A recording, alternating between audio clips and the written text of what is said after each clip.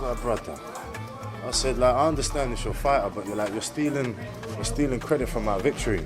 And not only that, if your fighter would have got up, and then we just went. It was an amazing performance. You know, he done what nobody else has been able to do to Jermaine. And you think about 4 years ago, two-time world champion, AJ couldn't do it. Dillian Whyte 4 years ago couldn't do it. You know, he's got a tremendous chin, as you see him. He took some really big shots.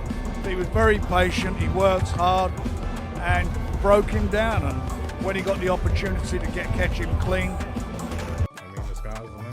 Like, I've never been a quitter, so just back to the drawing board. Got to change some shit up. Get back and forth, and then I was just like, do you know what? It is what it is, innit? And then he obviously kept. Jermaine's a crafty operator, but he got that stoppage. That was a great stoppage. A lot of people are saying Moses, he started to blow a little bit. Did you see that he was maybe tiring, or did you feel like there was that consistency of intensity in his fight? It's a fight. He found the shot. We know who he was in with, a tough guy, never been stopped. 4 years ago, AJ couldn't stop him. Dillian, 4 years ago, couldn't stop him. He was very patient. He took some really good shots, and you could see him a couple of times loading up to throw that right hand. He boxes well. He's got a good boxing brain. He does his work, gets out, and then comes back. He's back on you. But the shots were brilliant. Those two shots, he knocks him out with the first one, and the second caught him with another hard shot going down, face down, and the corner is screaming that it shouldn't have been stopped. Appreciative, like, I've been in camp for 14 weeks, so I prepared very diligently for him. And like, I know everybody was saying that I'm gonna knock him out, but I can't believe that. I can't believe into the hype. I can't feed into it.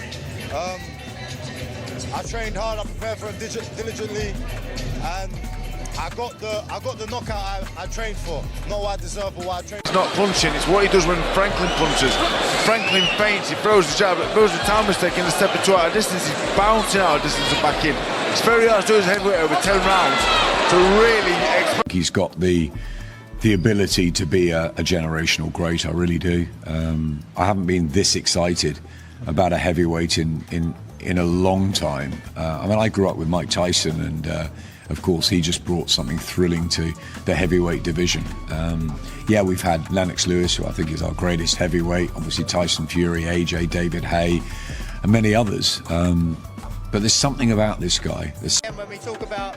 When we said Jermaine Franklin would be able to bring rounds, we didn't say that because of the walking punch bag. No walking punch bag is going to go rounds with Moses Itauma. We said that because of his quality, and that's what people was missing. Maybe it was the way that we was articulating it, but he's a very, very good fighter. But that's nothing that we see that week in, week out, day in, day out. Jermaine Franklin just accused his opponent of using steroids after getting brutally knocked out. And when you see what Moses Itauma did to him, you'll understand why Franklin is desperately searching for excuses.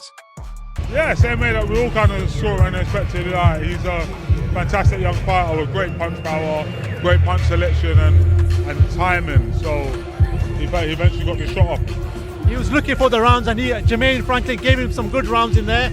Did you feel like, that was the right level of opponent that he needed for his career? The guy's very cute, very clever, blocked well, slipped well, got up from the first knockdown. He gave him everything that he could. Those two shots that ended it, absolutely devastating. Franklin went down hard and immediately started claiming the power felt unnatural.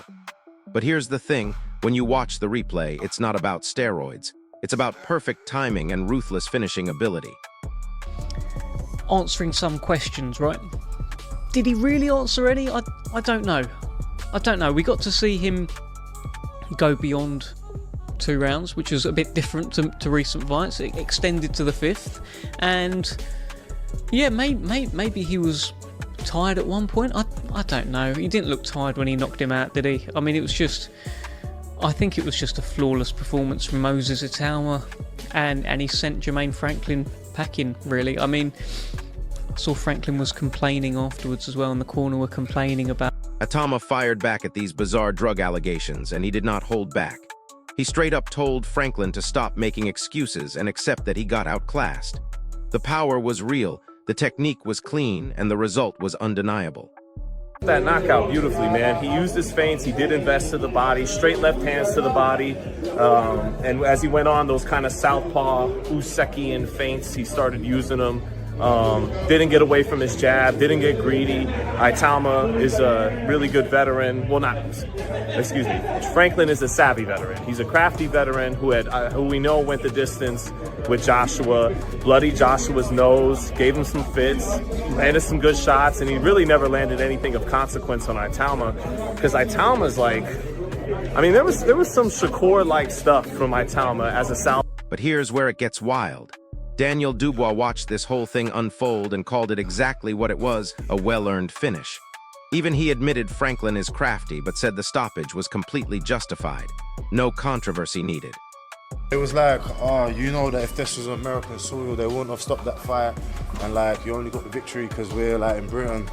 And I was like, brother, I said, like, I understand it's your fighter, but you're stealing credit from my victory.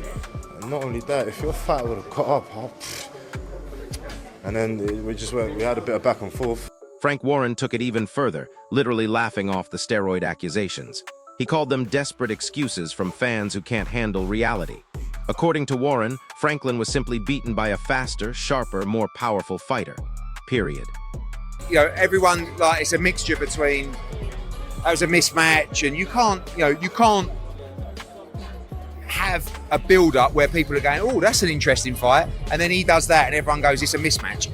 We all knew that early on in the fight there was every chance that could happen, but I didn't expect even it to happen that quick. I thought Moses would stop. Now listen to what Itauma said after the fight. He revealed he never believed his own hype during the build-up. 14 weeks of disciplined training, zero emotion, pure preparation. That knockout wasn't luck, it was clinical execution. Listen, he got more rounds in than what we've seen him in previous fights. You know, he hasn't been past 2 rounds for a number of fights now. So we see him going to round 5, which was good. We see him get hit with some shots, which was good. There was more ambition from Jermaine Franklin than I was expecting, but there was also more durability than I was expecting. Dave Anthony broke down something fascinating about Itauma's fighting IQ. He doesn't just throw bombs. Watch how he moves when he's not punching, controlling distance, slipping in and out, reading every feint. That's championship-level ring intelligence right there. He just has so many more skills, tools in his toolbox, so much more diversity in the way he's going to go about things. That plus a game plan and putting his punches together, combinations. It's going to be a multitude. It's not going to be one punch bang. It's going to be a multitude of up, down, picking this shot, picking that shot, just a barrage on top. And I think the referee... Here's the kicker. Adam Smith just made a statement that'll shock you. He compared Itauma to Mike Tyson, Lennox Lewis, and Anthony Joshua.